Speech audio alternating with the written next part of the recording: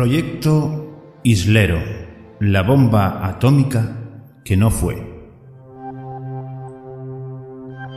Año 1951, 22 de octubre. Un decreto ley de esa fecha crea la Junta de Energía Nuclear, GEN.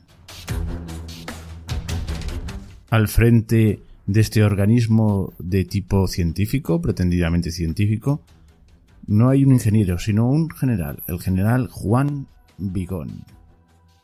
Pero no piensen mal, las funciones del recientemente constituido GEN eran las de la investigación y el desarrollo industrial de las aplicaciones pacíficas de la energía nuclear. Nada que ver con fines bélicos, en principio. España, un país ninguneado internacionalmente por su, digamos, poco disimulado apoyo a las potencias del eje, ahora empezaba a resurgir lentamente y no quería perder el tren del progreso. Y el progreso se llamaba energía nuclear. Efectivamente, la energía nuclear tiene un uso civil bien claro. Por ejemplo, la producción de energía de una manera barata y eficaz. Otra cosa serán los residuos. Pero sobre todo, el tema nuclear es un tema de poder mundial. El país que posea armas nucleares tiene contundentes razones para hacerse valer en el concierto internacional. De ahí el afán de la Unión Soviética de Stalin de conseguir lo antes posible su bomba atómica. Poco a poco se sumaron las potencias de segundo rango como Francia, Gran Bretaña. Dicho de una manera un tanto vulgar, si tenías la bomba, pesabas políticamente en el mundo. Se te tenía en cuenta. Con la bomba jugabas en la primera división de la estrategia mundial y se te tenía en cuenta en los foros internacionales. Y hablando de foros internacionales y de geoestrategia, empezaban los primeros movimientos de independencia en el África. Empezaron por el norte. Marruecos consigue la independencia en 1956. Pero todavía queda un enclave al sur, el enclave de Sidi Ifni. Marruecos así había sido repartido, en la parte del León se la había llevado Francia, como no, y a España le había tocado un trocito del Rif, al Riba en el norte, una zona improductiva y pobre, y al sur tenía otro bocadito, Sidi Ifni. Bien, en la independencia había conseguido llevarse los territorios franceses y del protectorado del norte español, pero quedaba todavía el enclave de Sidi Ifni. Aquella fue una guerra que muchos españoles han olvidado, pero costó centenares de muertos y dejó bien patente la debilidad internacional de España. Cuando solicitó ayuda a los Estados Unidos, estos poco menos que miraron para otro lado. El sector más, digamos así, más extremista del régimen de Franco, poco amigo de los americanos, interpretó como que aquel era, los americanos quiero decir, un aliado poco fiable y que les abandonaría frente a un conflicto más que probable con Marruecos. Así que había que aumentar la apuesta. Detrás del GEN, detrás del director nombrado en cada momento, habían dos grandes hombres de la política española de aquel momento: el teniente general Muñoz Grandes y el almirante Carrero Blanco. Ambos poco amigos de los Estados Unidos. Vamos, lo aceptaban la amistad porque no quedaba otro remedio, pero muy recelosos.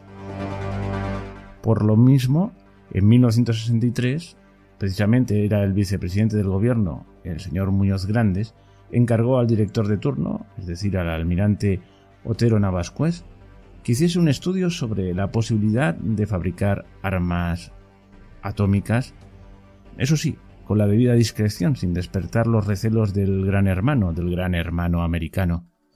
Así nació El proyecto Islero. Sí, Islero es el nombre del toro que hirió de muerte a Manolete. Un proyecto muy cañí, un proyecto atómico muy español. Pero una cosa es poner en marcha el proyecto y otra cosa es que el proyecto saliese adelante. ¿Qué ocurría? Que ni los científicos ni los militares españoles tenían ni idea de cómo empezar a diseñar la dichosa bomba. No había la suficiente información ni preparación, y además, como en teoría era algo, digamos, discreto, por no decir casi secreto, pues no podían pedir descaradamente información a los que realmente sabían, que en principio eran los americanos. Así que la cosa quedaba empantanada hasta que la suerte les sonrió. Y fue en enero de 1966, cuando 2 aviones norteamericanos que transportaban unos artefactos nucleares chocaron en pleno vuelo a la altura del municipio de Palomares, en Almería. Uno de estos artefactos pues cayó en el mar y quizás tenéis en la cabeza la célebre foto del ministro Fraga Iribarne con algunos diplomáticos americanos dándose un chapuzón con su bañador Meiba para demostrar que las aguas no estaban contaminadas. Bueno, otros 3 artefactos cayeron en tierra. Y a los técnicos españoles les faltó tiempo para echar un vistacillo, para tomar nota de lo que allí vieron. Habían observado bien los artefactos y ahora ya se veían capaces de desarrollar unos más o menos iguales. El proyecto Islero empezó a tomar velocidad de crucero. O más bien, empezó a ir viento en popa a toda vela, porque para el año siguiente, para 1967, España ya tenía la capacidad de fabricar armas nucleares. Tenía el conocimiento y la tecnología y los recursos materiales y económicos para hacerlo. Llegó el año 1968 y España no firmó el Tratado de No Proliferación Nuclear. Y además, ese mismo año se construye el reactor rápido Coral 1, del que se obtienen en 1969 las primeras cantidades de plutonio con fines militares. Y suma y sigue, de manera que ya en 1971 aparece un informe reservado elaborado por el CSDEN, que son las siglas del Centro Superior de Estudios para la Defensa Nacional. Allí se dice que España tiene plena capacidad para fabricar armas atómicas. Dice también que Vandellós, la central de Vandellós, es el lugar más idóneo para la fabricación y el desierto del Sáhara, como no, el lugar adecuado para las primeras pruebas nucleares. Al cambio se calcula un coste por unidad de unos 50 millones de euros, algo más. Todos estos movimientos, por muy discretamente que se lleven, no pasan inadvertidos. Es imposible mantener el secreto absoluto. La CIA se entera y eleva la consiguiente alerta al gobierno de Washington. En junio de 1971, el almirante Carrero Blanco es nombrado presidente del gobierno. Ahora ya la preocupación de los Estados Unidos empieza a ser importante. Carrero Blanco tenía muy pocas simpatías hacia el aliado americano. Quería unas relaciones más en plano de igualdad entre España y los Estados Unidos. Y estaba el tema de las bases. Quería que realmente la colaboración militar fuese su colaboración, no subordinación. Vamos, que las bases fuesen realmente bases conjuntas hispano-norteamericanas y que no sirviesen solo a los intereses de los Estados Unidos. En diciembre de 1973, Henry Kissinger, secretario de Estado, es decir, el ministro de Asuntos Exteriores, y Carrero Blanco se entrevistaron en Madrid. Parece ser que el presidente del gobierno español pidió a su interlocutor garantías de apoyo militar en caso de una agresión marroquí. Kissinger se puso de perfil. Marruecos, recordemos, es un aliado estratégico de Estados Unidos. Entonces Carrero Blanco le entrega un dossier, que no es otra cosa que el proyecto Islero. Ese dossier es una especie de resumen del programa nuclear español y habla de la capacidad de España para fabricar hasta 3 bombas nucleares por año. Se confirman los informes de la CIA. El día después de la entrevista con Kissinger, ETA hace saltar por los aires a Carrero Blanco en aquel espectacular y famoso atentado. Pasa el tiempo. A los 2 años, más o menos, muere Francisco Franco. Estamos en 1975, en noviembre del 75. En 1976, con Adolfo Suárez como presidente del gobierno y Rodríguez Sagún como ministro de Defensa, el proyecto recibe un nuevo impulso. En 1977 se conoce un informe del nuevo Centro de Investigación Nuclear, el CINSO, que está ubicado en Cubo de la Solana, en Soria. Está en condiciones de producir plutonio suficiente para fabricar más de 20 bombas atómicas al año. La cosa, como veis, se ha ido incrementando. Cuando todo esto llega a conocerse por la administración norteamericana, la administración del presidente Jimmy Carter, el que ha pasado a la historia por ser más una paloma que un halcón, pues se encienden todas las alarmas y presionan a España para que eche el freno. Pero desde luego ni con Suárez ni con los sucesivos gobiernos de la UCD, la Unión de Centro Democrático, se frena el proyecto Islero. Hemos de esperar al 1 de abril de 1981, con un intento de golpe de Estado en el 23 de febrero, por en medio. Ahí ya sí que España firma el acuerdo con la OIEA, Organismo Internacional de la Energía Atómica, por el cual se acepta la supervisión periódica de las instalaciones nucleares por parte de la OIEA. ¿A qué nos suena esto de supervisión periódica? ¿A Irán, quizás? Bueno, al poco tiempo, en octubre de 1982, llega al poder el Partido Socialista.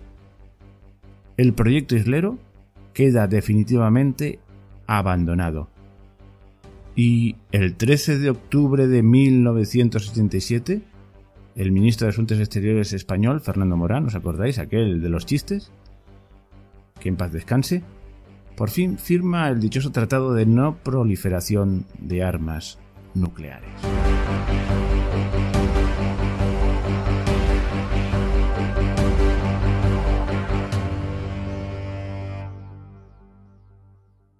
Lo que acabáis de escuchar es un condensado de una historia que da para mucho. Y ese será uno de los temas de este programa de hoy.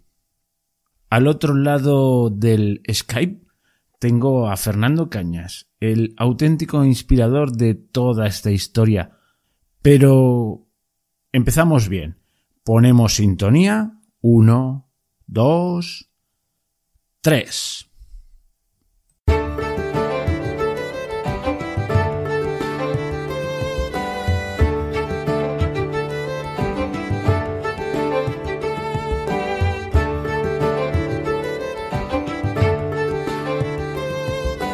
Bienvenidos a Primum Gradus, tu podcast de historia y humanidades en general. Os habla Ricardo Silvestre, @RicardFereste en Twitter. Y os recuerdo que el Twitter específico del programa es @Primum Gradus. Nos puedes escuchar en iVoox, en la radio de la historia y el misterio, en Spotify, en Telegram y en primumgradus.com. Y después de esta rapidísima presentación entramos en materia. Al otro lado de la línea de Skype tenemos a Fernando Cañas, el auténtico inspirador de este programa. ¿Cómo estás, Fernando? Muy bien, Ricardo. ¿Y qué te ha parecido este resumen? Supongo que hay muchas cosas que se pueden matizar y, sobre todo, se pueden profundizar, ¿verdad? Claro, el resumen está muy bien, es decir, cuenta esos puntos claros y oscuros de ese programa olvidado, porque ahora tú lo cuentas incluso entre círculos afines a la historia, es como un programa casi mítico, casi mágico, que no existió nunca, ¿no? Pero no es cierto, es decir, es un programa que existió, se presupuestó, tuvo sus más y sus menos, estuvo muy influido por la geopolítica internacional y al final, como cuenta, se canceló. A mí lo que me asombra es que la primera fecha que se da de cuando se forma el... ¿Cómo se llama? Ostras, ahora se me ha ido el nombre. El GEM que significaba... bueno, no me acuerdo. ¿Junta de Energía Nuclear? Junta de Energía Nuclear, efectivamente. Es el año 1951. Es decir, la guerra mundial había acabado hacía, pues eso, 6 años. Y España no estaba precisamente en una situación muy bollante. Estaba económicamente deshecha, aparte de por la posguerra, por el posterior aislamiento, aunque ya empezaba a sacar la cabeza porque bueno, pues los Estados Unidos veían que era un baluarte frente al comunismo, pero aún así estaba mal visto. Me extraña que tan pronto ya pusiesen sus ojitos en la energía nuclear. Bueno, te va a extrañar, es normal que te parezca curioso, pero lo curioso es que los pusieron mucho antes. Es decir, tú ten en cuenta que el CSIC se crea en el 39 y ya en el 40, cuando se empieza a vender el uranio de Salamanca, porque España es el segundo... Un momento, ¿qué es el CSIC? Yo lo sé, pero es conveniente que... El CSIC Centro Superior de Investigaciones Científicas, que se crea tan pronto como en el 39. Es decir, bueno, sigue. Pues una vez creado este centro, ya hay en esa protojunta nuclear, ¿no? Porque esto no sale de la nada, ¿no? Y dentro del Estado Mayor ya hay un interés, o sea, y siempre, aunque sea una figura muy opaca y yo he encontrado muy poca información, Juan Baigón, ¿no? Sí, siempre está, su sombra siempre está, de hecho, no sé, el Centro de Investigaciones Nucleares no se llama Juan Baigón por nada, ¿no? Pues, pero una pregunta, ¿es Baigón o Bigón? Yo creo que Pigón. ¿He dicho Baigón? O sea, Pigón, de hecho... Sí, has dicho Baigón. Pero ¿sabes por qué he dicho Baigón? Porque ahora hace un momento estaba buscando su biografía, ¿no? Y no me sale. Es decir, tienes que buscarla a propósito, ¿no? Para tener más documentación mientras hacemos el programa. Y siempre te remiten a Baigón. Y es Pigón, ¿no? Baigón, tiene razón. Vale. Pero tiene mucha gracia que al parecer sea el insecticida, pues bueno. O sea, tú ten en cuenta que ya cuando Velarde... Que ahora después contaremos quién es. Cuando se crea el GEM y se empieza... Ya la figura de Juan Baigón es una figura... Bigón, perdón, sí, hoy me va a costar. La figura de Juan Baigón es una figura ya mítica dentro de la investigación nuclear española, pero hay que aclarar que en esta parte vamos a profundizar poco porque es una época y una circunstancia muy oculta. De hecho, yo he intentado buscar, he escrito preguntando, porque física nuclear en España no sé en qué año llega. Es decir, sé que el CSIC se crea, sé que hay un primer intercambio de wolframio, uranio, que luego se descarta tanto por los científicos nucleares alemanes como italianos. Aquí destaca Heisenberg, que luego veremos que va y viene en este proyecto, ¿no? Pero no queda claro qué científicos van, en qué términos. Ahora que en el año 40 empieza a haber un intercambio de uranio y de una prototecnología nuclear, sí es cierta. Pero no sé, o sea, del 40 al 51, cómo esos científicos españoles se forman, dónde se forman, cuánta transferencia tecnológica hay, porque hay que dejar una cosa clara, es decir, ciencia ficción poca, es decir, los programas nucleares que hay son el alemán, el italiano, el japonés, el británico y el estadounidense, y un protoprograma nuclear nada claro soviético, ¿no? El único que tenía capacidad de crear una bomba eran los alemanes, pero como bien dijo Wernher von Braun cuando se entregó a los aliados, es al alemán, que era el más avanzado de todos después del norteamericano, le faltaban 2 años para tener la bomba. O sea que esa es la transferencia nuclear que podía haber, es decir, ningún programa nuclear, salvo el proyecto Manhattan, era un programa viable, es decir, luego protoprogramas nucleares, pues esos, y puede que algún día algún investigador encuentre otro más en algún mediano país, pero ya está, es decir, la tecnología nuclear era muy nueva, la bomba hasta que se lanza en Hiroshima y Nagasaki en el 45 no se sabe su potencial, entonces se sabe que es un área es un área militar, un área militar y posiblemente civil de desarrollo incipiente y que va a marcar, pero en los estados mayores más, por ejemplo, en Francia, que tienen el problema de Renault y Gamelin, ¿no?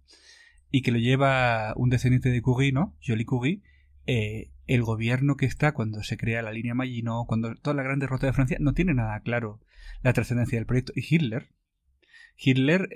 lo que hace es desviar los recursos del programa nuclear a la fabricación de misiles, porque tampoco lo ve claro, lo ve un arma que geoestratégicamente es peligrosa, es decir, porque la visión del Tercer Reich del arma nuclear es que podía encolerizar si se usaba. Era la visión que tenía Hitler, es decir, que un arma como el arma nuclear, en vez de crear una reacción de rendición, por ejemplo, si lanzaban un misil nuclear sobre Londres o sobre Moscú, tal vez genera una reacción de resistencia mayor. O sea, justo lo contrario de lo que podían pensar los americanos cuando lo usaron. Claro, pero, ese es el punto, pero en el fondo los alemanes sí tenían cierta razón porque los americanos lo usaron en un momento de estar exhaustos. Y los alemanes estaban en un momento defensivo, ¿no? Entonces, si tú estás superado en número, como estaban los alemanes y una derrota casi clara, un arma nuclear tal vez lo que haga es que ese gran número de gente quiera venir a borrar a Alemania del mapa. Mientras que los americanos estaban en un punto en que iban a ganar sí o sí. Es decir, o sea, que podía haber provocado que la siguiente bomba que cayese no hubiese caído en Hiroshima, sino en Berlín. Que se llegó a plantear alguna vez. Se llegó a plantear, sí. Exactamente, si no se hubieran rendido. Entonces, no es lo mismo el uso de armas atómicas sobre una población exhausta y sobre un alto de mando en descomposición que sobre unas potencias que están a 40 kilómetros de Berlín. Parece un poco de ciencia ficción. Es decir, si los alemanes hubieran tenido la bomba en el 44, si lo hubieran usado, la reacción habría sido muy visceral. Porque, o sea, tenemos que verlo desde un punto de vista de tú imagínate como habitante de un país que está ganando una guerra, ¿no? Y de repente cae una bomba atómica sobre una ciudad de tu país. ¿Qué vas a decir? ¿Nos rendimos o borrarlos del mapa? Claro, claro. Entonces, esa visión, aunque siempre no estoy defendiendo, pero esa visión sí era correcta. Es decir, nosotros necesitamos armas que debiliten su capacidad productiva, no que los enfurezcan. Pero bueno, esto sirve para decir ¿por qué los alemanes no apostaron por la bomba atómica? Porque su planteamiento geoestratégico no era útil. Es decir, para ellos no era nada útil. Pero bueno, ya en el 40 ya se empieza a mandar a unos primeros científicos españoles para que tomen contacto. Los alemanes pierden la guerra, no puede investigarse, la investigación nuclear queda terminantemente prohibida, con fines militares queda prohibida en la Alemania vencida, y claro, llegan las sanciones. Y ese primer germen queda totalmente descabezado. Es decir, tú ten en cuenta que ahora cuando veamos el programa Islero y el programa y el desarrollo de la energía nuclear en España es una tecnología y es un ámbito que necesita mucha transferencia tecnológica. Entonces, un país aislado, nadie le va a transferir tecnología nuclear. Pero a pesar de todo, en el año 51 se empiezan a hacer sus pinitos que ahora acabo de enterarme que ya venían de antes, del año 40. Me parecía increíble. Exacto. Porque el año 40 era plena guerra mundial. Exacto, el año es plena guerra mundial. Es un programa casi de ciencia ficción, pero hay grandes científicos españoles, o sea, el propio Juan Vigón. Hay gente que tiene esa visión. Es decir, en todos los países hay personas que tienen esa visión de que esto es una tecnología de vanguardia que hay que usar. Bueno, en principio el gen... Otra vez se me ha olvidado lo que significa el gen. Sí. Ya lo hemos dicho antes. Bueno, en principio estaba oficialmente para investigaciones de la energía nuclear con fines civiles o pacíficos. Claro. Pero claro, ya hemos quedado un poco que pongan al mando como director general a un general, a Juan Vigón, ¿no? Dices, aquí hay gato encerrado. No, pero en la gen no ponen a Velarde. No, el primero es Vigón, sí. Sí. Luego viene Velarde. Exacto, pero porque te digo que en esta rama del ejército sí hay, ¿sabes? Sí hay generales y oficiales de alta graduación que aparte tienen formación física. Es decir, entonces, claro, ¿cuál es el punto de por qué ponen a Vigón y a Velarde? Por una razón muy sencilla. Es decir, tú ten en cuenta, se ve en el tablero internacional ahora mismo. Es decir, miremos a Irán y a Corea del Norte, ¿no? ¿Qué están haciendo los iraníes? Los iraníes están haciendo un programa pacífico. ¿Pero qué es lo que quieren? Lo que quieren es lo que intentó hacer España en su momento. Vamos a construir centrales nucleares que nos permitan crear el combustible nuclear y vamos a tener la capacidad. Entonces, claro, ponen a militares. ¿Por qué? Porque el programa nuclear, un programa nuclear de cualquier país con la central nuclear adecuada, con las famosas centrifugadoras, es muy fácil derivarlo hacia un programa militar. Entonces, en un principio creamos un programa nuclear que, como empezaremos a hablar ahora, en España empieza en cuanto se levantan las sanciones y empieza la transferencia tecnológica de los aliados. Es muy fácil empezar a construir centrales y de esas centrales extraer, de ahí pasar a una tecnología nuclear ofensiva es relativamente sencillo. Lo difícil es construir una primera central nuclear sin tecnología. Bueno, pues avanzando el tiempo, yo antes en el resumen hablaba de la situación geopolítica muy ceñida a lo que le podía, pues eso, afectar a España. Y estaba el proceso ese de descolonización que realmente eclosiona en los años 60 y principios de los 70, pero ya a finales de los 50 ya empiezan, por ejemplo, la independencia de Marruecos. Que recordamos que tenía una franja, un sector era español, era el mínimo y la parte más mala, como siempre los franceses, se quedaron en la parte del León. Y en el 56 tiene la independencia de Marruecos y en el 57 se da la guerra de Sidi Ifni, que es una guerra olvidada. Que ahora he mirado los datos, hay 200 muertos, 100 y pico de heridos y 70 desaparecidos. Creo, lo estoy citando de memoria, pero lo de los 200 y pico muertos se me ha quedado en la memoria. O sea que no es una guerrita de esto de estar por casa. Y que, bueno, al final la cosa queda prácticamente en tablas. Luego hay una guerra de reconquista del Sáhara español. Y ahí hay que devolverla. Pues, al final, al cabo de unos pocos años se devuelve Sidi Ifni. Pero claro, está recién independizado Marruecos y ya empieza a atacar las narices, ¿no? Entonces, claro, visto desde el punto de vista español, el ataque ya empezaba a estar bien con las potencias occidentales, le estaban lentamente desbloqueando, Eisenhower, etcétera, etcétera. Pero claro, el potencial ataque, ¿por dónde podía venir? Pues, o su potencial guerra, incluso ataque al territorio que se considera español, como Ceuta y Melilla o las Canarias, pues de parte de Marruecos. Entonces se dan cuenta de que en este caso los americanos se ponen un poco de perfil. Y es más, en la guerra de Sidi Ifni parece ser que algunos aviones recientemente transferidos por los americanos, que estaban en condiciones, aviones en reacción, no les dejaron usar. En la guerra de Sidi Ifni se usaron aviones alemanes de la Segunda Guerra Mundial que se había vendido en su momento a España. Y claro, ya se veía que no se podían fiar de los Estados Unidos frente a este potencial enemigo. Y se daban cuenta de, pues, hay que ser alguien en el concierto internacional, así que hay que tener, pues, esa bombita que nos puede situar en el mundo a nivel geoestratégico, ¿no? Claro. Puede ser esa. Perfectamente. Es decir, tú ten en cuenta que, de hecho, junto a la Constitución española se aprueba un documento que son fines permanentes de la nación española, que nadie conoce.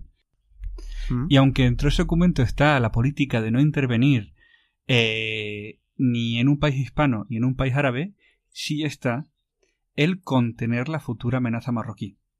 Porque los españoles... Pero ¿eso cuándo se firma? Eso se firma con la Constitución, va en el preámbulo. En el 78. Exacto, pero ya es algo que el Estado Mayor aprueba y ya son unas líneas maestras que se tenían antes.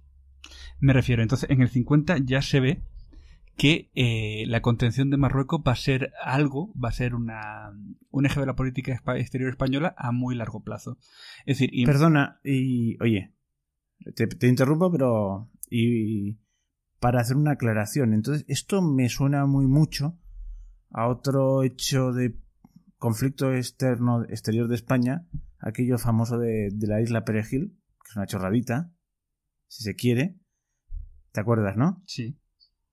Entonces, ¿qué ocurre? Que entonces estaba Aznar como presidente del gobierno y manda ahí las fragatas y desaloja la isla, aquel peñasco inmundo, y descubre que los Estados Unidos también se vuelven a poner de perfil. Claro. Porque Marruecos es un aliado estratégico. Y a partir de ese momento, Aznar es uña y carne con Bush y aparece en la foto de los Azores. O sea, es como decir, vamos a tener a Estados Unidos de nuestra parte para que en un momento dado nos apoye, porque parece ser que para Estados Unidos es más importante Marruecos que España. A ver, es que esto es un punto importante. Es decir, España es un país sin política exterior y Marruecos es un país con una política exterior muy clara.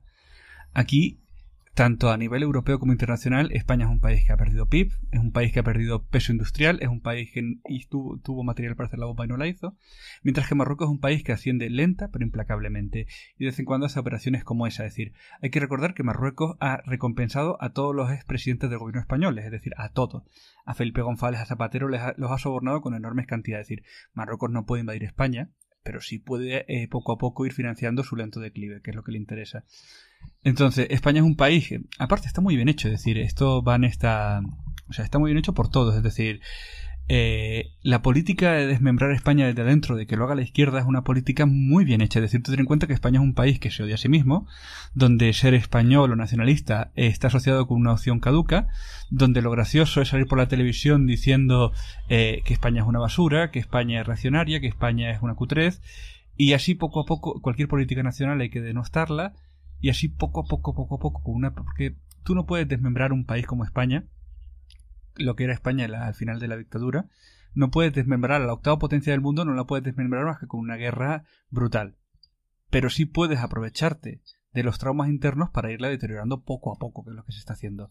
Y entonces, si tú tienes a un jugador que juega a largo plazo y uno que juega a corto, y sobre todo, si tú tienes un país que es antiamericano, como España, su política, su población es antiamericana, con una amplia penetración de ciertos principios culturales de la izquierda, y uno dio una cosa, perdona, ahora veremos, cuando hagamos el repaso de los personajes, veremos que gran parte de los que están detrás de este proyecto islero son bastante antiamericanos y no son precisamente de izquierdas. Claro, pero ese es el punto, es a donde voy.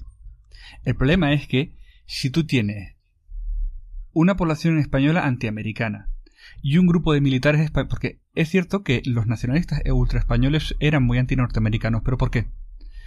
Porque no entendían lo que hizo Aznar, que puede estar mejor o peor. Aznar entendía la geoestrategia mundial, ¿no? Y entendió que para estar con Estados Unidos hay que estar en sintonía con Estados Unidos. Entonces la otra facción, es decir, lo que te estaba diciendo, esta gente que tal, se identifica con esos personajes que son antiamericanos pero ultraespañoles, ¿no? Pero nunca ha habido en ninguno de los espectros españoles ha habido nadie que sea o proamericano en el nivel que tenemos que ser en el concierto que estamos, en la posición que estamos, o tan radicalmente antinorteamericano que se salga del concierto. Es decir, en España no hay gente que tenga la política que tenía Tito, de no alinearse, ni gente que tenga una política como la que puede tener, pues yo que sé, Margaret Thatcher. Entonces, el problema es que la diplomacia española no se ve, o sea, o se tiene un antiamericanismo como el de Zapatero, o como el que porque Zapatero era tan antiamericano como estos generales que vamos a hablar ahora, es decir, y sorprende que lo diga, pero lo mismo, es decir, es un antiamericanismo miope, es decir, es un antiamericanismo casi infantil, casi pueril, ¿no? Porque tenemos no dos bases, tenemos una cantidad de bases instaladas en el territorio que no nos permiten ser antiamericanos, a menos que estemos dispuestos a mañana a lanzarnos al monte, cosa que no sé si la gente está dispuesta, ¿sabes qué te digo? Entonces, ¿cuál es el problema? Es decir, los marroquíes sí tienen muy claro, el gobierno marroquí sí tiene muy claro cuál es su posición y qué rol tiene que jugar para ser un buen aliado de Estados Unidos. Los españoles tienen esa pretensión de tener agenda propia, algunas partes de España, pero sin entender cuál es su papel para el Departamento de Estado. Vale. Y esa es la grandísima ventaja que tiene Marruecos sobre nosotros, que gobiernen los islamistas, los conservadores, los moderados. La Casa Real marroquí sí tiene, y el gobierno marroquí, y digamos que la parte más alta de la política marroquí sí tiene clara cuál es su papel. Entonces, a ver, yo he dicho esto, pero aquí no hay ninguna conspiración. Es decir, Marruecos y su gobierno sabe que no puede, aún hoy en día no podría vencer a España ni en solitario ni con apoyo norteamericano en una guerra, pero tiene un fin a largo plazo. La diferencia es que España no tiene un fin a largo plazo ni entiende dónde está, es decir, la diplomacia, los gobiernos españoles, los políticos españoles no saben dónde están ni en Europa, ni en el concierto atlántico, ni en el África. No, simplemente aquí estamos autoensoberbecidos, metidos en nuestra burbuja y con una agenda de comunicación propia, pero que en el fondo sirve mucho, curiosamente, a la mayor parte de los intereses que a largo plazo buscan debilitar el país. Bueno, no sé. Oye, ¿por dónde ha derivado esto? Bueno, vamos a seguir con el hecho, si quieres, luego ya lo retomamos esto. Uh-huh. No, pero esta es una parte... Yo no esperaba salir por ahí, porque claro, a mí me has pillado un poco así... Pero es una parte importante de la estrategia de por qué ese grupo de ultranacionalistas reaccionarios y... No voy a decir la palabra, pero ¿por qué el proyecto islero no sale? Porque no se sabe, es decir, tú ten en cuenta que cuando vamos viendo el avance del proyecto islero, es el propio general Franco quien lo paría varias veces. ¿Por qué? Porque no tenía ninguna intención de volver a las sanciones. ¿Y por qué? Porque dentro de ese Estado Mayor ultranacionalista, ultraespañol, había incapacidad para ver la posición real de España y la capacidad de venderse a los... O sea, nunca se vendió a la potencia dominante los beneficios que obtendría de que España fuera un país nuclear y que España fuera quien manejara la situación en el norte de África, ¿sabes?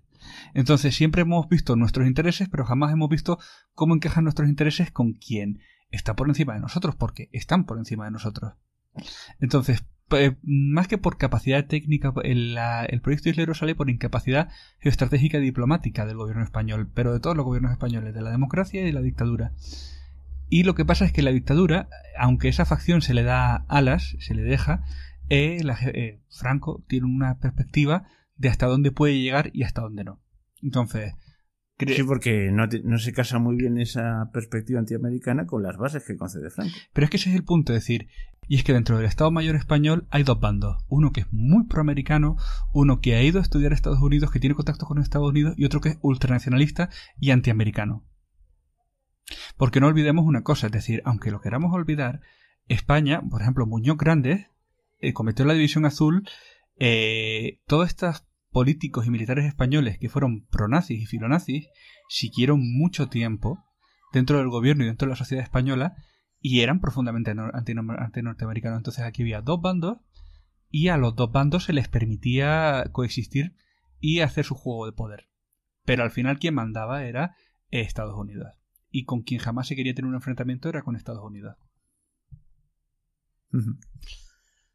De hecho, tú fíjate cómo es la cosa, la graciosa, que por ejemplo, frente a lo que nos vende de la Guerra Mundial, España no entra en la Guerra Mundial no por la obra y gracia de Franco, sino porque Juan March y Churchill soborna a una gran parte de esos generales, los ablandan, a una gran parte de esos generales que eran proclives a los contactos con el mundo anglófono, y esos generales deciden la balanza de no entrar en la guerra.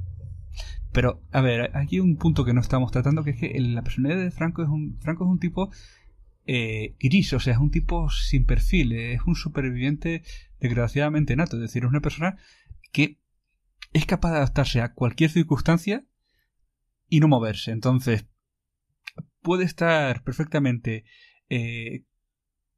pactando con los aliados, pactando con los nazis, dando alas a la parte más ultranacionalista que quiere la bomba atómica y a la vez abriendo las bases militares. Es decir, es un tipo con un pragmatismo y una frialdad sorprendente. Ojo, y una cosa muy importante de Franco, no es un tipo inteligente, pero es un tipo astuto. Bueno, yo quería hablar del proyecto islero, pero no te quería cortar. Es que esta es la parte de... Esto es la explicación geoestratégica de por qué el proyecto islero nunca progresa. Pues por todo lo que acabo de decir. Y ya si vamos con el proyecto en sí, pues como tú bien has dicho, en el 51 empieza el proyecto, es decir, porque ya se empieza a ver que para el 53, 55 va a haber un levantamiento de las sanciones y llegan las bases, llega la cooperación norteamericana, llega la transferencia tecnológica, llega lo que no sé si fue un error o un acierto de Eisenhower, que es el programa Átomos para la Paz, que ahí se manda a Velarde a estudiar a Pensilvania. Es muy curioso, y con ese Átomos para la Paz, curiosamente todos los fondos del programa Átomos para la Paz se desvían para el programa islero. Pero ahí es donde se permite, donde por fin esos científicos incipientes, es decir, ese magma que se haya formado de científicos como Velarde, por ejemplo, que tenía la capacidad técnica ya para formarse para formarse ya en el conocimiento de la tecnología nuclear a un nivel superior, con ese Átomos para la Paz y con esa transferencia tecnológica, ahí ya sí se empieza a coger la capacidad. Y ahí empezamos a hablar de la instalación de las primeras centrales nucleares, que está en la nota del ABC del 57 que te pasé, que es cuando se dice el gobierno de que España será nuclear sí o sí. Bueno, esa documentación la colgaré en el blog. Exacto, entonces... En el 51 se empieza, y ya se empieza a tener claro en los 50 que España tiene que llegar a ser potencia nuclear. Primero país nuclear y luego potencia nuclear. Entonces, de hecho, a la energía nuclear no se opone ninguno de los dos bandos en conflicto. Lo que se oponen es al programa islero, pero al programa islero siempre se oponen por una sencilla razón. Se oponen porque tanto Franco como la parte de su gobierno que está a favor de los estadounidenses no quieren volver a las sanciones de posguerra. Y aquí hay que recordar una cosa bastante importante, es decir, India, Pakistán, Sudáfrica, menos Israel, el resto de los 3 países que se han armado ilegalmente han sufrido fuertes sanciones.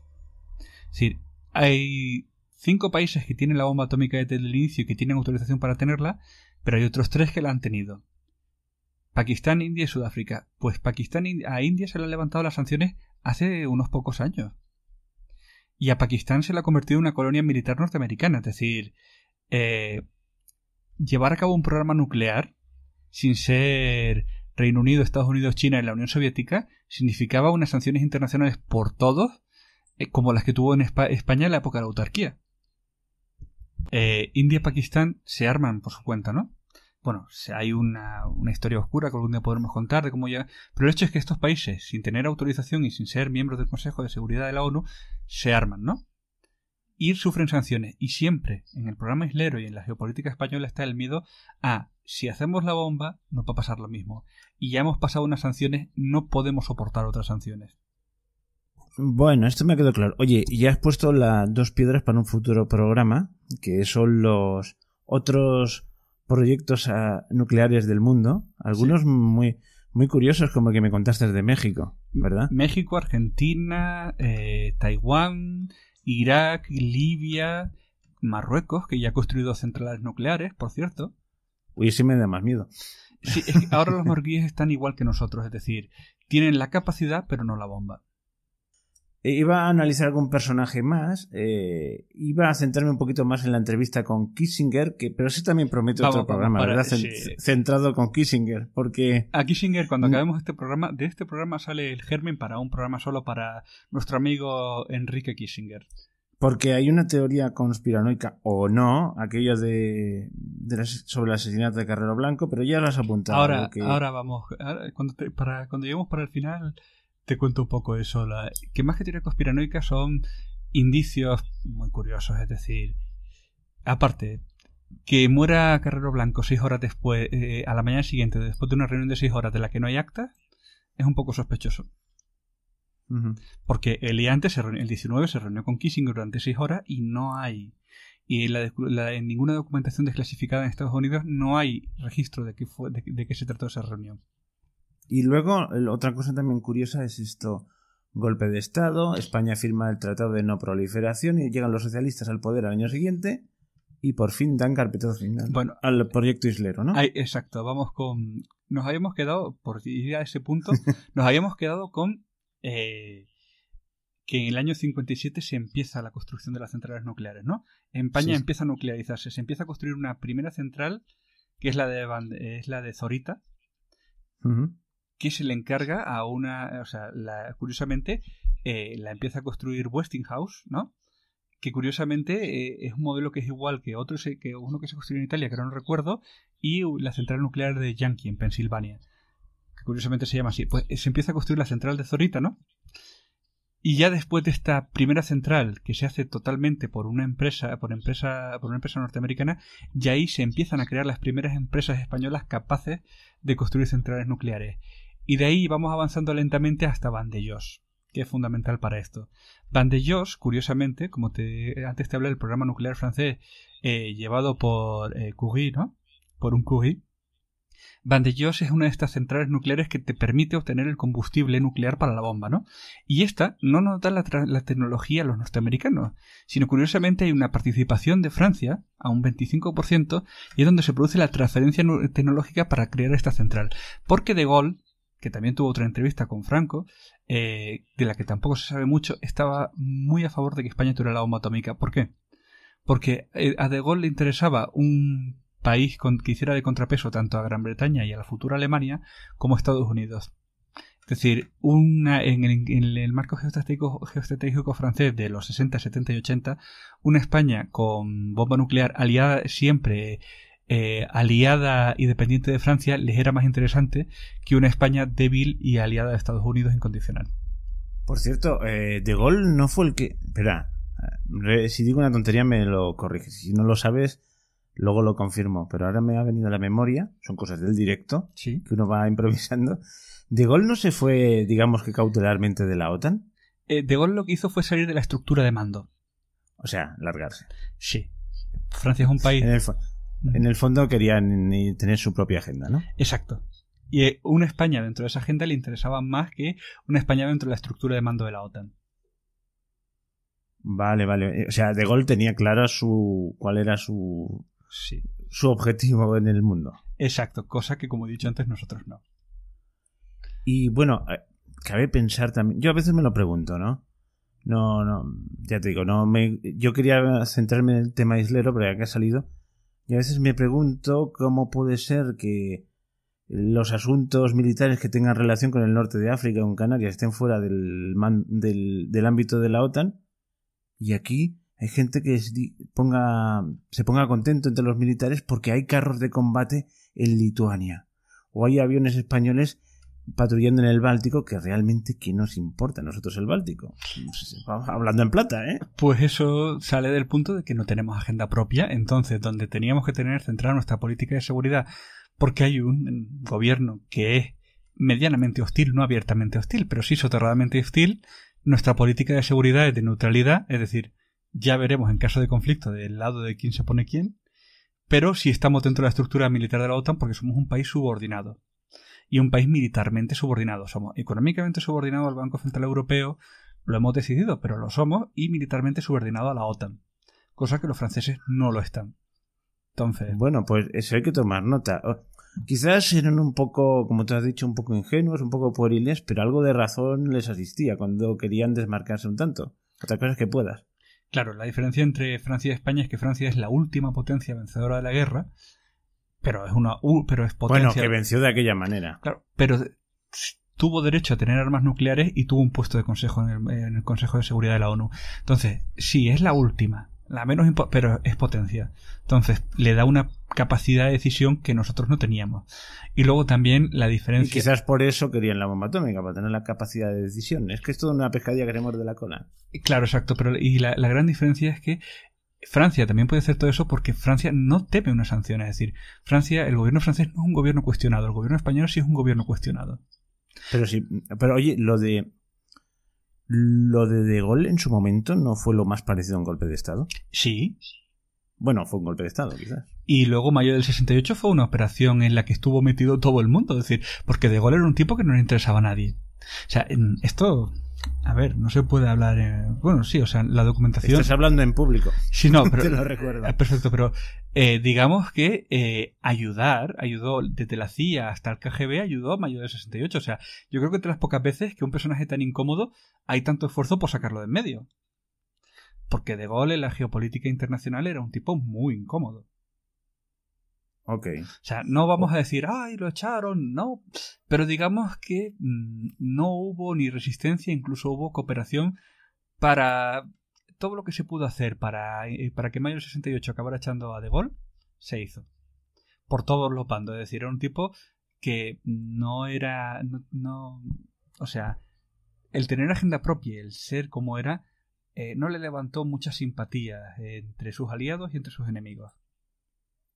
Bueno, oye, reconducimos... Nos estamos yendo del tema. Pero es la época, es decir, pero por eso ese De Gaulle cuestionado lo que más necesitaba era aliados. Y por eso ese De Gaulle cuestionado teniendo esa tecnología en esa agenda, pues se produjo esa transferencia tecnológica que ya puso a España en el punto de tener la capacidad de generar los primeros gramos de uranio. Y ya en el 67 se generan los primeros gramos de uranio. Y ya a partir del 67 ya la capacidad de hacer la bomba ya está. Es decir, España se está nuclearizando desde hace una década, ya hay centrales nucleares, ya hay una central nuclear que permite crear el combustible nuclear, ¿no? Y ya España es un país ya es un país que si quisiera podría producir la bomba. Y curiosamente en el 67 es cuando se detiene el programa nuclear. Es cuando Franco llama a Velarde, que ahí hay una nota muy graciosa. Franco llama a Velarde y Velarde le replica, le cuenta, y para que veas cómo era el personaje, cuando Velarde acaba su perorata dice, ¿ha terminado usted de su desahogo? Y lo despachó. Uh-huh. Ese era Franco. Y en el 67, cuando ya se tiene la capacidad, se cierra el programa nuclear. No se cierra, se deja en suspensión. Y otra vez, durante todos esos años, España se nucleariza, que hay un plan de llegar a tener 30 centrales nucleares, pero no se sigue el proyecto, no se sigue ni financiando ni desarrollando el proyecto nuclear. Y aquí ya llegamos a lo que tú contabas del incidente de Palomares. El incidente de Palomares marca un hito y un giro total, ¿no? Porque... Sí, la famosa foto de Fraga con... Pero vayándose. Es mucho más importante de lo que parece. Porque sí. Palomares, es decir, Velarde, estudia. Es decir, cuando se recupera la bomba, Velarde estudia la tecnología de los dispositivos termonucleares. Y ahora mismo eso sigue estando en poder de España. Es decir, España es el único país no nuclear que tiene la tecnología, porque la estudió y se estudió, para construir una bomba termonuclear.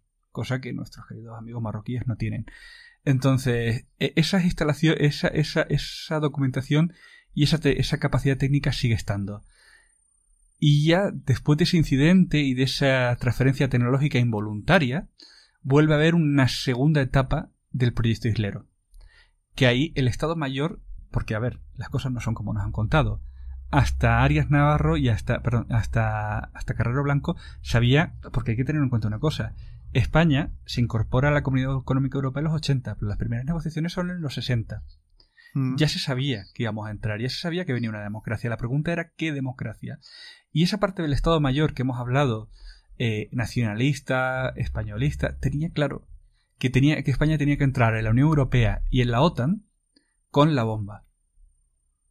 Entonces, ahí se coge con esa creación de los fines permanentes, ese embrión que llevará a la declaración de fines permanentes, ahí se crea... ¿Qué dicen exactamente los fines permanentes? Lo has dicho antes, pero... Tiene muchas más cosas, pero por ejemplo, cosas como que uno de los fines permanentes no entrar ni en una guerra, que por cierto, los fines permanentes es muy importante porque es uno de los motivos que le costó la vida o que hizo que se cargaran a Carrero Blanco. Es decir, por ejemplo, no entrar en guerra ni con un país euroamericano, ni apoyar ni con un país árabe.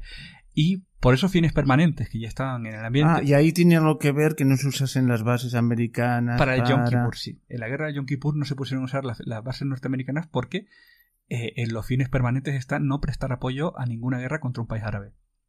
Claro. Entonces, y por eso ahora que ya todo esto se ha dinamitado y que, digamos, vamos a ser claros, somos más dependientes de lo que nos pensamos.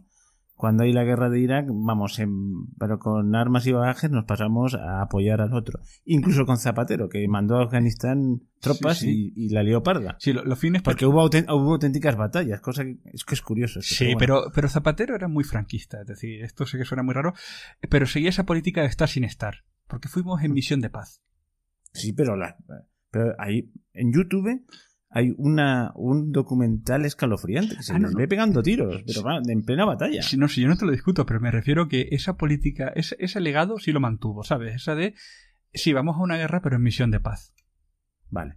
Bueno, no nos salgamos del tema. Bueno, es lo que te decía. Entonces, ya desde el Estado Mayor empieza la segunda etapa de Islero, que es, hay que llegar a la bomba atómica antes de la transición. Y España tiene que entrar en la transición. Tiene que llegar a esa transición con la bomba atómica y es una carrera contra el tiempo. Es decir, se tiene la capacidad, pero como tú dijiste muy bien, el coste de del primer lanzamiento nuclear sería de 8.700 millones y se tenía pensado hacerlo en el Sahara, ¿no?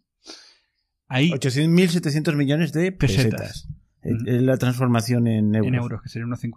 Ahí empieza una carrera contra el reloj, llega la democracia, o sea, todo esto ya se produce en transición en democracia.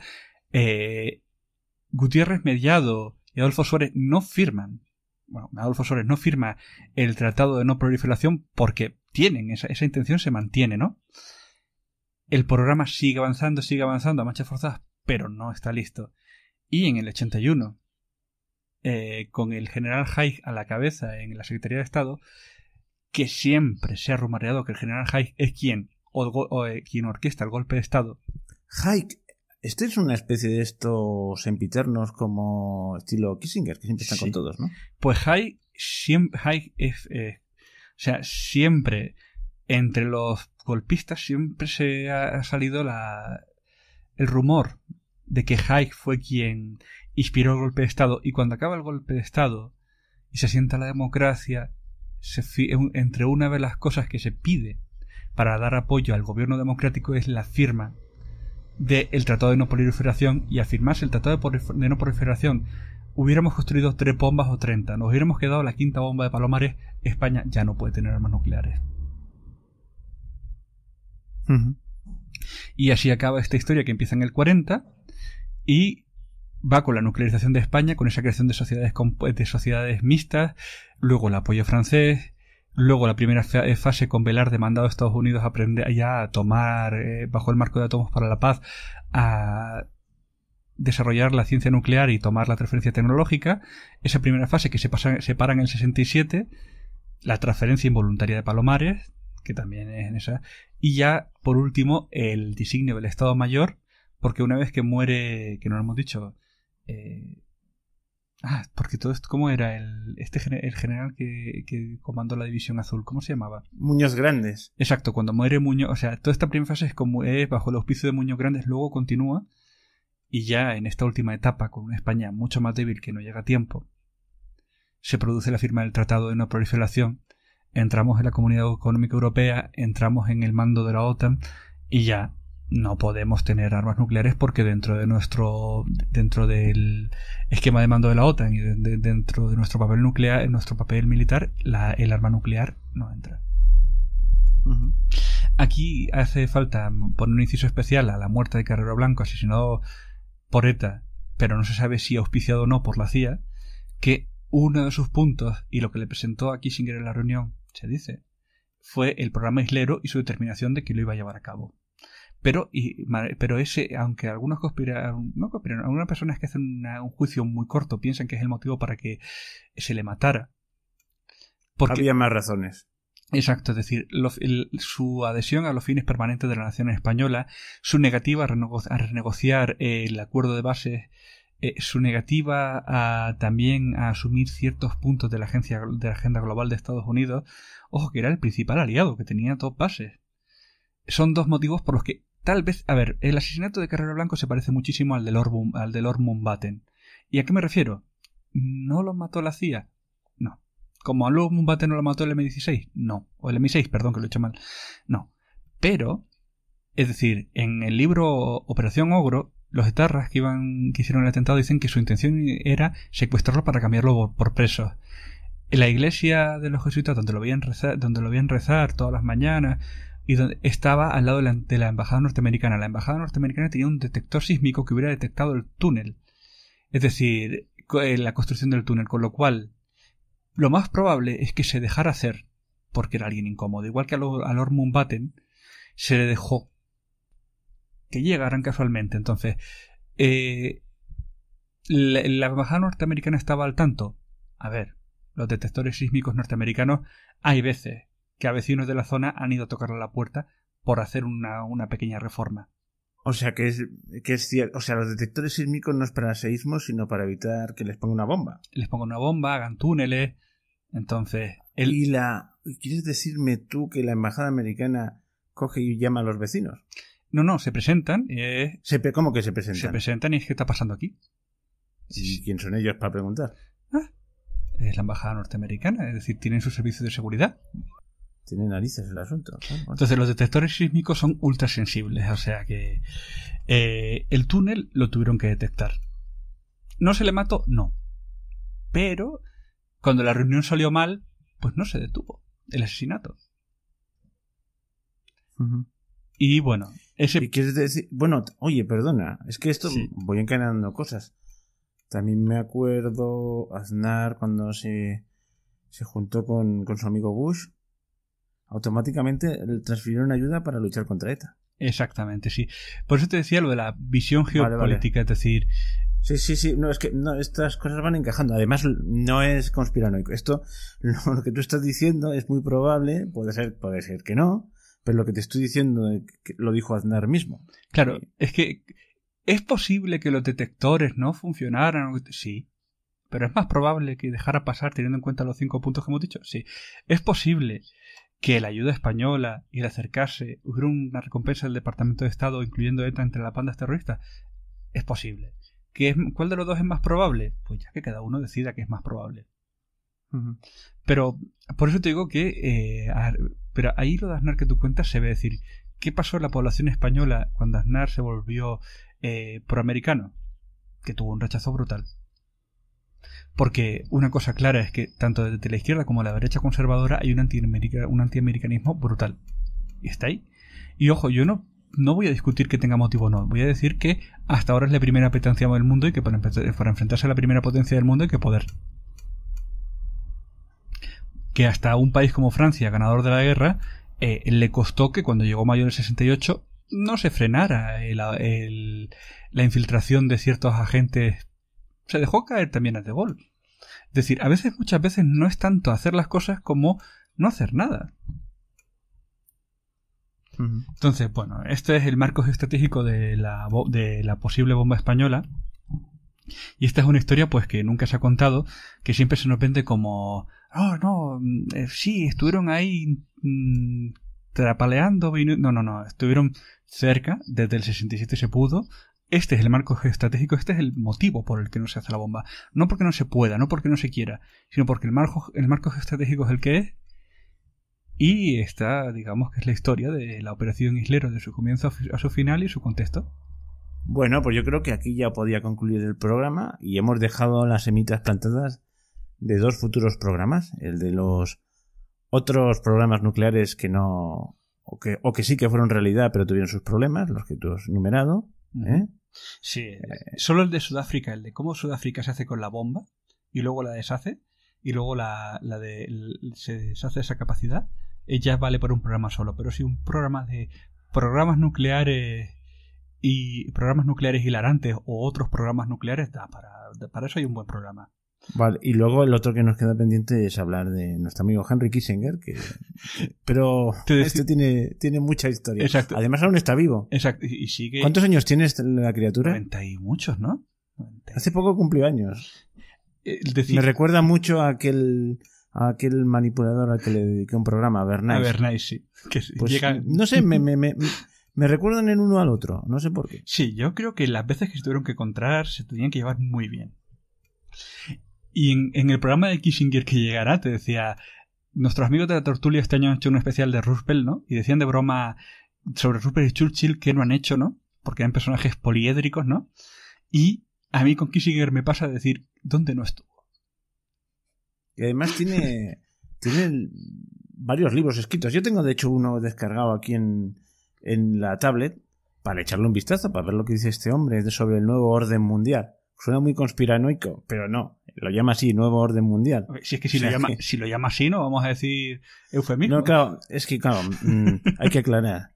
Pon nuevo orden mundial o NOM, que es como el acrónimo, y prepárate para ver reptilianos, cosas de estas. Pero sin embargo, lo ha nombrado Kissinger, lo ha nombrado Solana, cuando dijo en un discurso cuando era secretario general de la OTAN, que Europa iba a ser ¿cómo era? Las palabras no son literales, pero así como el campo experimental del nuevo orden mundial y cosas de este estilo. O sea, esto es interesante. Eso existe. Otra cosa es que a algunos se les vaya la castaña y empiecen a ver ovnis y marcianos. Claro, de los reptilianos a Kissinger escribiendo un libro hablando del nuevo orden mundial hay una diferencia sutil. Que claro que yo a veces soy un poco maquiavélico. Si yo quiero que esto no se hable o se hable como yo quiero, la mejor manera de desprestigiarlo es que asocien estas cosas con cosas paranoicas de marcianos. Y desactivas cualquier... ¡Hala! ¿Tú que me vas a venir con esto? ¿Tú estás también en esto? Caramba. Entonces ya te desactivan. Parece una tontería, pero no es mala táctica. Estoy totalmente de acuerdo. Es decir, o sea, y así un tipo como Kissinger puede decirlo en su libro, y luego si nosotros lo hablamos en el podcast somos unos tipos con sombrero de aluminio hablando de reptilianos. Pero bueno, yo invito a la gente siempre a que vaya a las fuentes. Para que no vean, es que el nuevo orden mundial no es un invento de 4 taraos, que es la sensación que da. Si usted pone nuevo orden mundial, pruébenlo, nuevo orden mundial en Google, le aparecerán cosas paranoicas, ¿no? Paranoicas directamente, absurdas, y que es lógico, yo no me quiero apuntar a esto. Pero si uno busca un poquito más y ve quién habla del nuevo orden mundial, se ha hablado con esas palabras gente, como ya te digo, Luis Solana, Henry Kissinger, George Bush, Clinton. Entonces, caramba, ¿qué pasa aquí? Claro. Luego sí que existe, al menos un proyecto.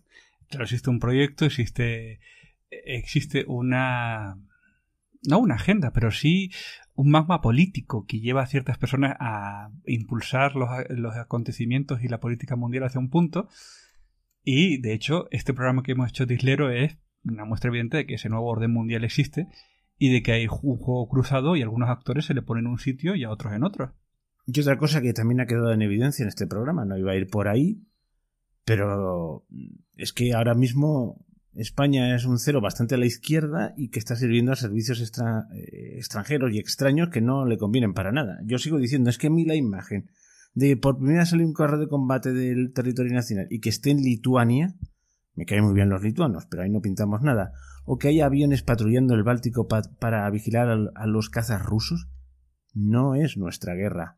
No, nuestra... Y ni siquiera con Marruecos tenemos guerra. Si tuviéramos una política... Bueno, no, pero con Marruecos no tenemos guerra, pero sí que tenemos posible confrontación. Si tú te pones ahora a mirar un mapa, dices, hombre, los franceses no nos van a atacar. No, pero es que esa es otra... esa es otra cosa que también... A ver, ¿tú crees que Marruecos y Francia van a tener guerra? No. Es decir, la cuestión es que como no tenemos una política firme, pero si tuviéramos una política un poco más firme, ni siquiera sería un conflicto. Es decir, la gran diferencia entre las autoridades marroquíes y las españolas es que las marroquíes saben muy bien dónde están. Además, una vez oí un dato, por qué Rusia era un peligro para Europa, pero muy entre comillas. Y dijo, el Producto Interior Bruto de Rusia, hago un paréntesis, eso no lo es todo en la economía, hay que decirlo, es el mismo que España. Digo, te has pasado, chaval. Y que el que México. Y me fui a mirarlo en 3 fuentes diferentes. Efectivamente, Producto Interior Bruto de España y el de Rusia es prácticamente idéntico. Entonces tú multiplicas que España tiene medio millón de kilómetros cuadrados y Rusia no sé cuántos tendrá, pero 20 millones de kilómetros cuadrados, pues dices, pero es 40 veces España. Ahí no puede ser un peligro real Rusia. No puede sostener una guerra larga. O sea, está muy limitada. Solo te digo una cosa. Hasta el año 89, en Rusia había tantos kilómetros de carretera pavimentada como en Illinois. O sea, y estamos hablando de... No, Illinois no, Texas, perdón. Pero me refiero, estamos hablando de toda la Unión Soviética frente a un estado de Estados Unidos. Que, por cierto, Texas también es más rica que España y que Rusia. O sea, sí, claro, y digo, he comparado el Producto Interior Bruto de Rusia con el de España, pero si lo comparo con el de Alemania, resulta que el de Alemania es 4 veces el de Rusia. Pero es que si lo comparas con el de Texas, solo el estado de Texas es varias veces más rico que toda Rusia y que la Unión Soviética. O sea, incluso en la época soviética, Texas tenía más infraestructura que la Unión Soviética. Bueno, no, esto vale la pena saberlo. Y claro, yo se lo oí a un profesor de geoestrategia, no recuerdo el nombre, si no lo citaría, cuando le preguntaron con posible conflicto con Marruecos, dijo, vamos a ver, Marruecos aún es tercer mundo. Es decir, no hay nada, vamos a ver, solo se puede perder por debilidad, pero por debilidad política o de ánimo. Ah, claro, no. Pero vamos, es que no hay comparación. Por supuesto, pues o sea, Marruecos lo único que está haciendo es avanzar lenta y tranquilamente con una agenda firme. Pero me parece que Marruecos tiene una cuarta parte del PIB español, aún hoy en día, con todo lo que están y todo lo que ha crecido. Es decir, aún le faltaría mucho y no está la OTAN. Es decir, ¿un conflicto con Marruecos? Sí, en 30 años, en 40, si sigue la dinámica actual. Porque también, por ejemplo, hay una diferencia entre España y Marruecos fundamental. Es decir, por lo que Estados Unidos apoya tanto a Marruecos. Marruecos es el dique de contención del islamismo radical y de ciertas dinámicas que vienen de la África subsahariana. Es decir, Marruecos, aunque no lo creamos, está siempre al borde del colapso. Es decir, cuando las primaveras árabes empezaron, en Rabat temblaron muchas personas. O sea, y costó mucho. Marruecos es un país curioso. Yo creo que... es que, perdona, me estoy riendo. Yo creo que la gente... No sé si... A ver, lo voy a hacer ahora mismo. Esta es la parte improvisada del programa, ¿eh? Vamos a hablar sobre Israel y nos hemos ido. Si pone uno Mohamed... ¿Cómo se llama? Mohamed VI. Mohamed VI. A ver qué foto me sale. Porque es que es un personaje, ¿eh? Mohamed VI. Anda, aquí está serio. Pero hay unas fotos... Ah, con la ropa esta de colorines y demás. Con la ropa de colorines. Es que es un tipo realmente raro, estrambótico. Va con una camiseta, con una hoja de cannabis con la bandera americana, lo estoy viendo aquí. Ah, bueno. Pero con una camiseta de tirillas, o sea, es... ¿A que no? Hablando de bandera americana, ¿a que no sabes, al frente de la Marcha Verde, sabes qué bandera iba? ¿Cuál? La estadounidense. Se pueden ver las fotos. La Marcha Verde. Vamos a aclarar, nosotros damos muchas cosas por sabidas, pero nos puede escuchar gente muy joven y estos temas ya no se hablan, y además nos puede escuchar gente del otro lado del Atlántico, el 25%. La Marcha Verde fue una marcha promovida por el rey de Marruecos, entonces, que era Hassan, ¿no? Hassan II. Hassan II, sobre el antiguo Sáhara español. Y bueno, ahí puso por delante a mujeres y niños. Y te imagínate un legionario ahí con el fusil a punto y yo disparo contra estos.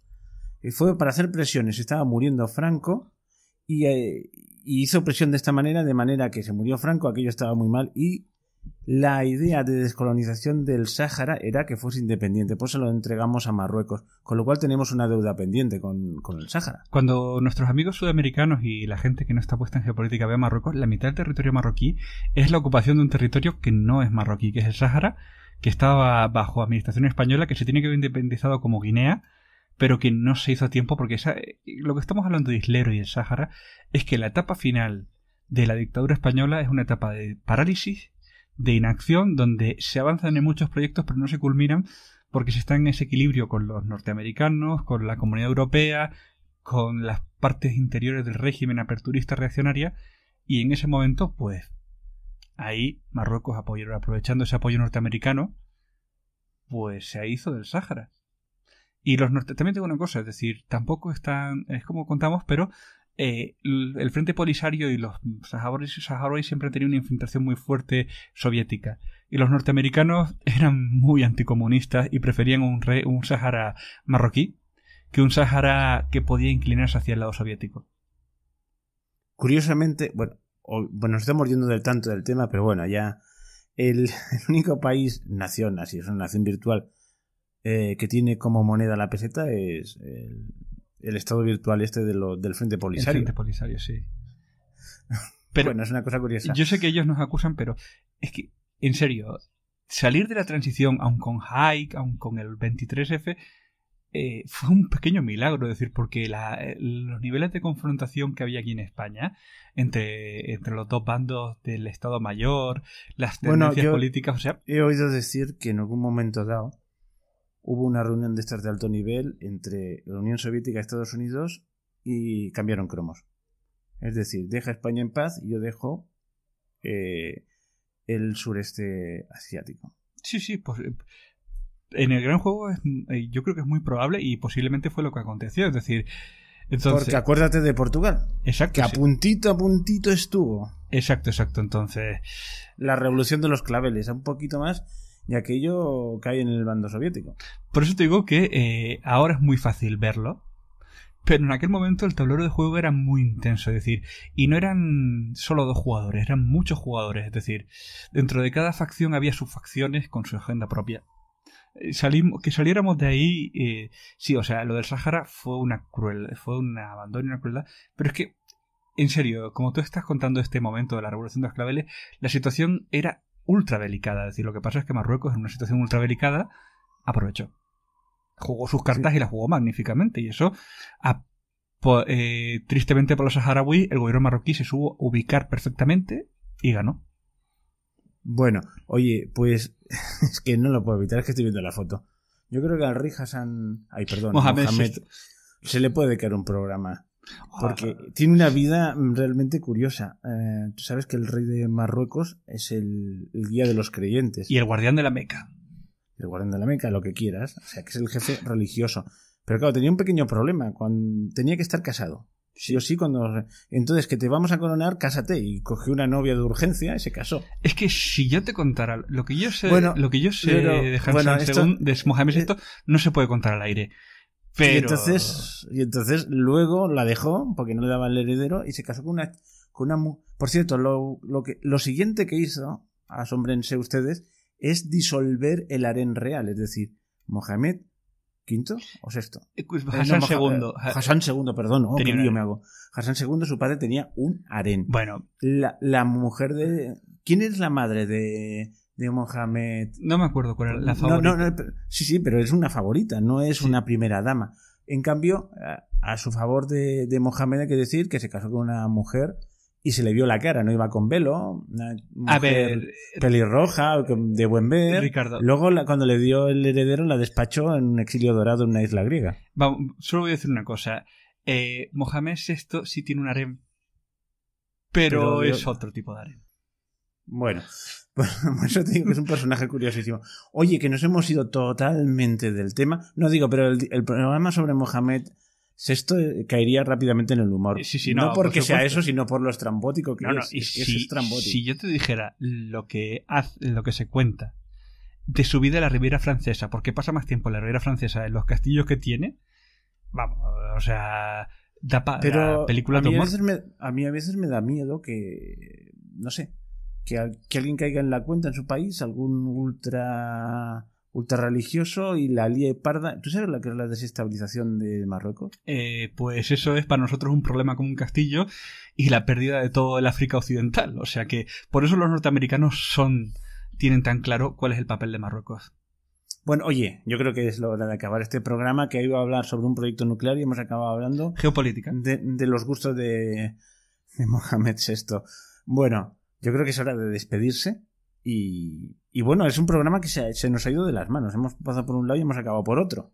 A ver qué acogida tiene, porque ha sido un poco de garaje en la parte final. La primera estaba muy bien graduada. Diletar sobre diletar no lleva a ningún sitio, pero lo que hemos hablado está todo relacionado con el tema que hemos tratado, y el tema daba para hemos tocado todas esas aristas, desde Islero desde lo que nace de Islero hasta la geopolítica, y hemos incidido un poquito más en unos aspectos más cómicos de esa geoestrategia y de esos ingredientes de esa geoestrategia, pero que a veces es muy fácil juzgar desde una silla, estoy en una silla no demasiado cómoda, o tú no sé si estás en un sillón, lo que hicieron o dejaron de hacer algunos, y todos tenían sus razones, ¿eh? Es que a veces, a lo mejor esos más aperturistas que no querían enfrentarse con Estados Unidos y se vendieron al gran hermano americano y no, gracias a ellos no somos un país soberano, pues tenían en cuenta otras cosas, y los otros pues estaban dispuestos a otro, pero el precio hubiese sido alto. Es que es muy fácil ver los toros desde la barrera, hay que ser honestos. Claro, por eso te digo, las sanciones a la India ya estaban. Y a ver, es muy fácil hablar, pero nosotros, es decir, nuestros abuelos y los que tengan un poquito más de edad, ¿habrían querido unas sanciones por tener una bomba atómica? Yo pregunto, ese era el precio de la bomba atómica. ¿Habrían querido esas sanciones? Aunque luego se hubieran levantado, es decir, porque se habían levantado al final. Pero 15 años de sanciones las habrían querido, las habrían soportado. Claro, ahora está claro. Yo sigo diciendo que a mí me repatean las misiones externas del ejército español, no sé qué pintamos en ningún lado, por ejemplo, pero son como unas cosas que tenemos que pagar para estar bien con el resto del mundo. Bueno, pues exacto. Habría que ver si eres una persona responsable, si puedes hacer lo contrario. Y hay que tener en cuenta que aunque tengas razón, si la gente no lo ve, pues no lo ve. Claro, y entonces tú no puedes gobernar en contra de la gente. Claro, no puede gobernar en contra de la gente y tampoco puede gobernar en contra de la geopolítica mundial. Entonces, sí es verdad que el motivo fundamental por que yo quería hacer este programa es que muchas veces se dice, no, eso era como un proyecto así magufo, secreto. No, era un proyecto muy serio. Lo que pasa es que hacer la bomba, su principal problema no era técnico, sino geopolítico. Y claro, ahora es muy fácil decir, ¿y si estaban tan cerca? Pues todo esto. Bueno, oye, ahora ya sí que acabamos. Venga, va, que si no, no nos vamos. Vale. Bueno, pues no está mal este primer programa de la nueva temporada. Este programa pues inaugura una nueva temporada que empieza en septiembre. Realmente los años tendrían que empezar en septiembre, no en diciembre. O en marzo. ¿Verdad? O en marzo, como en Persia. Bueno, para los romanos empezaban en marzo. También, es verdad. Sí, es más normal que empiece con la primavera o con el curso del año que en Año Nuevo, pero es lo que tenemos. Uh-huh. Bueno, pues eso. Yo creo que por hoy hay bastante. Ha sido un placer, espero que les guste. Y ya hablaremos de Kissinger, los proyectos nucleares, y a lo mejor un día hago un programa medio de broma de Mohamed VI, porque este me ha surgido, los otros dos los tenía pensado. Bueno, pues nada. Un placer. Que acabes bien tus vacaciones, porque aunque este programa acaba en septiembre, aún estamos en agosto cuando lo estamos grabando, vamos a decir la verdad.